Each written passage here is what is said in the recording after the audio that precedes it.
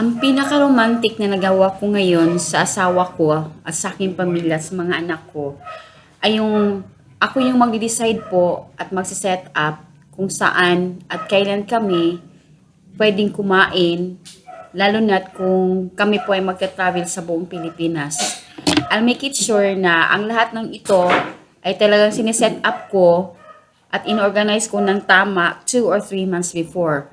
So, ang mga ganitong bagay po ay ginawa ko or binigay ko po as a reward ko po sa kanila, lalo't pa kung mga special occasions just like or special events just like birthday, wedding anniversary, Valentine's Day, Christmas, or New Year. Depende lang po at or may mga promotion po kami sa mga work namin, sa job namin, o yung mga reward ko sa aking anak. So yung pinaka the best po yung binigay ko po sa kanila. Yun ang pinaka romantic na ginawa ko sa kanila.